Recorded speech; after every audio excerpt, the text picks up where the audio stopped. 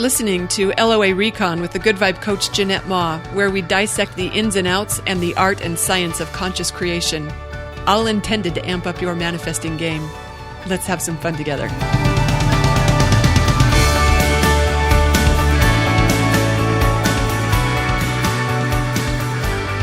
Hey everyone, thanks for tuning in for another episode.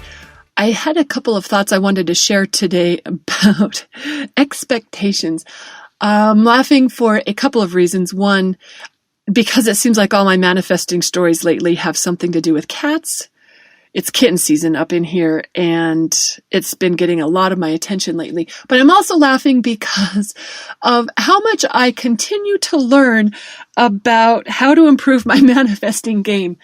So I actually have a lot of thoughts about expectations when it comes to manifesting, but I just want to focus on one particular aspect today, and that's when we recognize we are engaging unhelpful expectations, when we're entertaining worst case scenarios, when we're practicing things unfolding in a way we would never choose on purpose. I know I'm not the only one who is good at that. In fact, this is a large part of my coaching, is helping people recognize when you're expecting something and it could be other than that. A lot of times we don't even realize when we're doing it or realize we have the power to change that. But I did this week when I was talking with someone. Actually, I was on the phone and I said, yeah, when I hang up with you, what I got to do next is go try to catch my feral cat. The way it was that when I said try to, that's what clued me in. That meant I didn't have some really helpful expectations around how this was going to go. So I'm fostering a mom and kittens the mom came from a feral cat site, a colony that's managed by a caregiver who puts out food and water and shelter. And they TNR, they trap, neuter, and return. That means they trap the cats, take them in for surgeries to either be spayed or neutered, so there will not be more kittens, get them vaccinated, and in this case, microchipped. How cool is that?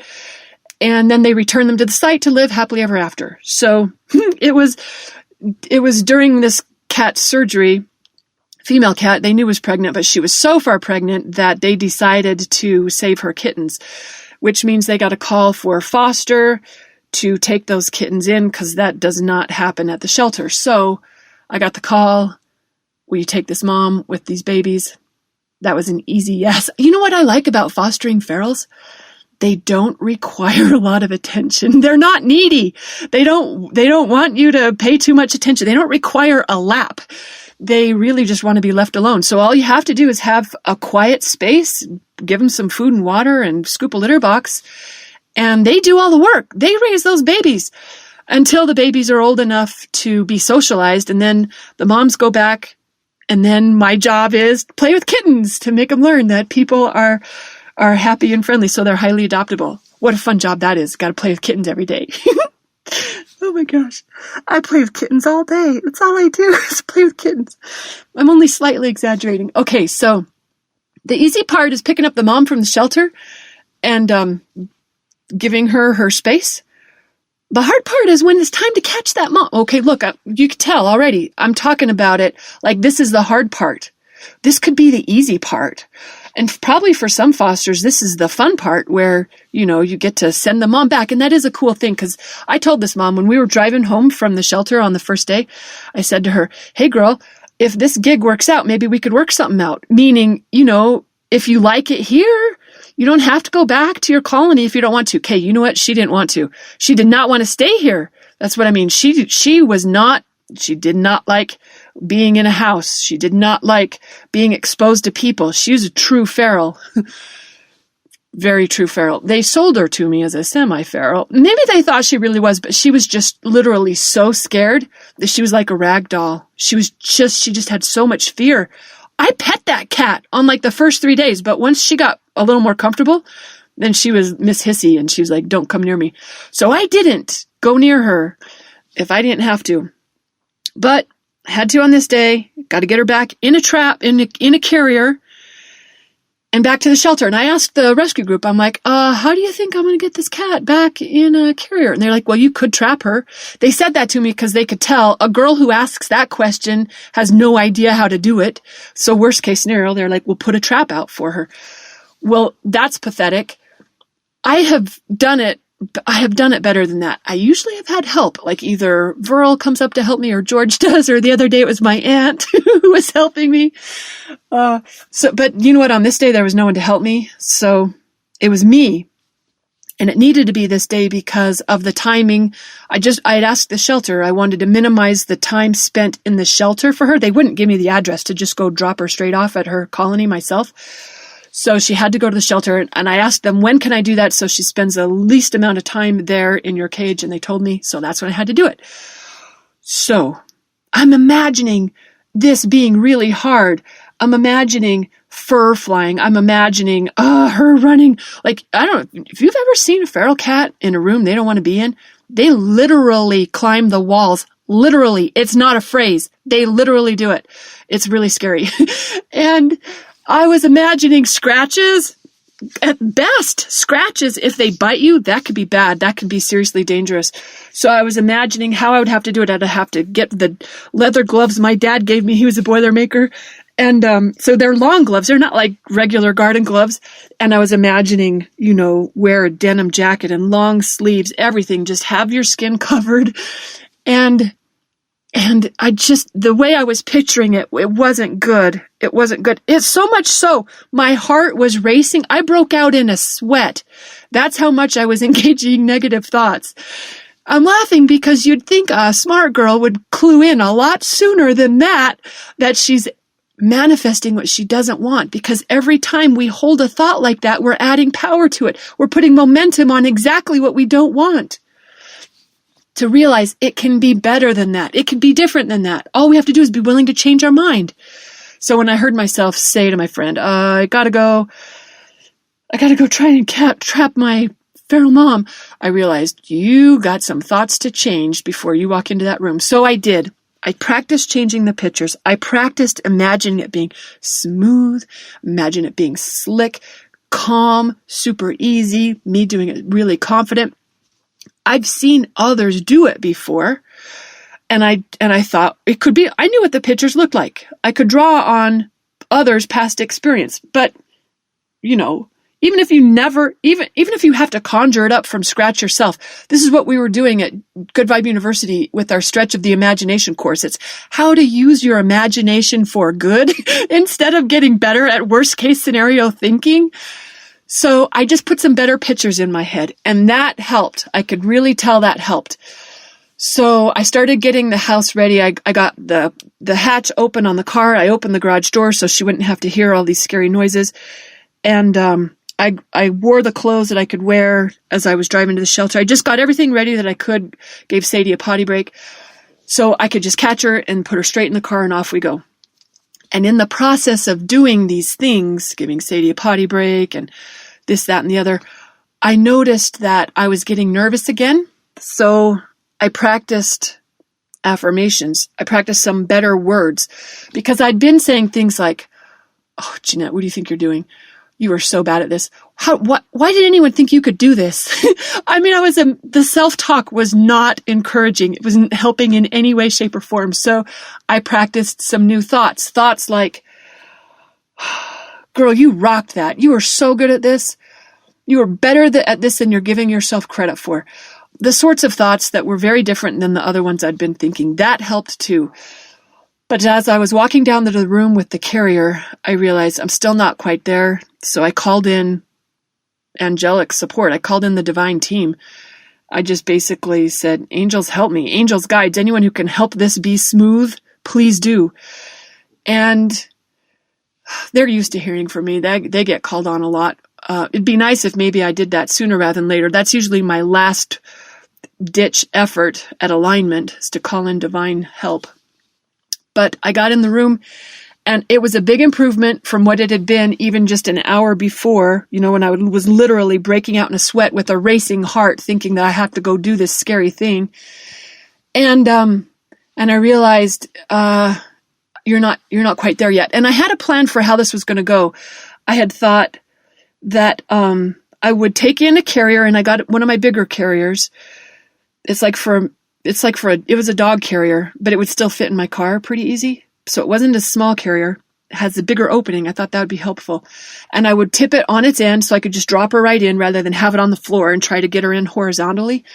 And I knew I would be, all geared up. I'd have the gloves and the long sleeves and everything. And I imagined that I would just scruff her with the gloves on and put her right in. But that's kind of tricky because with the gloves, getting a good scruff is tricky. These are thick gloves. So I thought maybe if I put a towel over her, and if it was a super thin towel, so just, help her. If she didn't see what was coming, that might help, I thought. And she likes to hide in the hanging travel bag in the closet. It's got a little pocket, the way it's folded. She likes to lay in there. And normally every time I walk in the room, she hisses when she hears me, and I can hear her hissing from the closet. And if she sees me, I might even get a couple of scratches. She's going to throw a couple paws my way. But my plan was put the towel over her, do a scruff, put her in the carrier. That was the plan. I got in the room and I realized I'm still not there. I'm still not plugged in. I'm still expecting trouble. And so I tried one more thing that I hadn't done yet, and that was, channel the expert. I was being a girl who wasn't sure, and I wasn't shifting out of that very well. So I thought, be the girl who could do this with her eyes closed. I know that girl. Shannon is that girl. I imagined Shannon could do this. I haven't actually seen Shannon or heard Shannon tell stories with ferals, but Shannon knows pretty much everything about cats. So I was pretty sure she could do this. So I was like, Jeanette, get your Shannon on. So I practiced what it would feel like to be Shannon. No, I didn't practice what it would be like to be Shannon. I was Shannon. I was Shannon who knew how to do this and didn't even blink an eye to do it. And as I got my Shannon on, I looked at the closet. I poked my head in, and me and the mom, we made eye contact, and she didn't even hiss. She almost looked like she was just sitting there waiting. And I had told her the night before, I'd actually been telling her for a couple of days what was going on. I was like, Mom, you only have 2 more nights with your kittens. Mom, this is your last night with your kittens. Telling her, then you're going to go back to your feral site. So she looked like she was waiting for me, almost like we had a date and she was expecting me. She didn't even hiss at me. Ears weren't back, nothing. It was kind of weird. But in that moment, while I had my Shannon on, I realized a different plan. The plan that I had just got let go. Instead, I just knew what I should do is pull that hook right off the closet, right off the bar, leave her in the bag, and then I could just tip the opening towards the opening on the carrier, and she could just drop right in. I didn't even think about it that long, because guess what? I was confident now. I didn't even think and analyze. I didn't entertain how it might go wrong. I just reached up, I took it off, I turned it right over, and she dropped right in. There was maybe one little hiss. I closed the door. I was so astonished, I couldn't even believe it. I stood there in disbelief.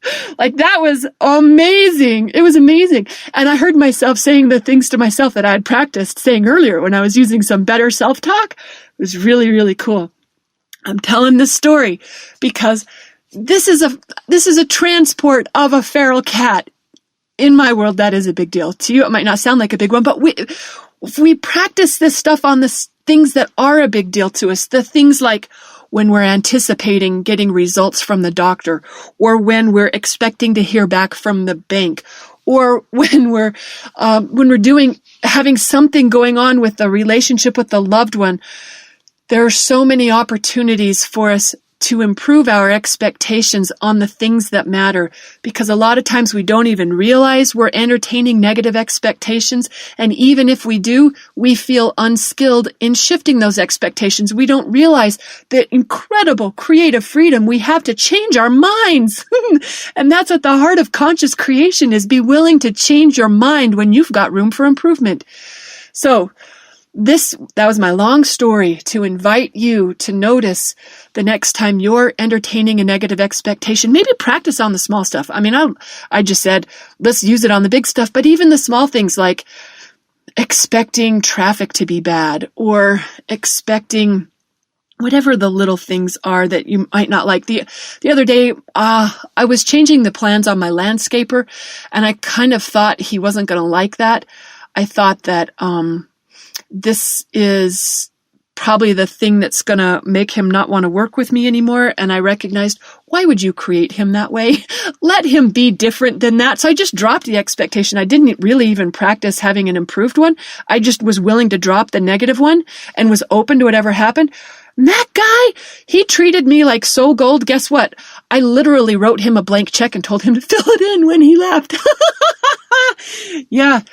I'm saying practice in the small ways, but that's so that we're good at it where it really does count, where it really does matter. All right. I'm going to try to intend. That didn't sound very full of conviction, did it? That I will have a different manifesting story that does not involve cats for you in the next episode, but no promises. Thanks for listening, everyone. Love you.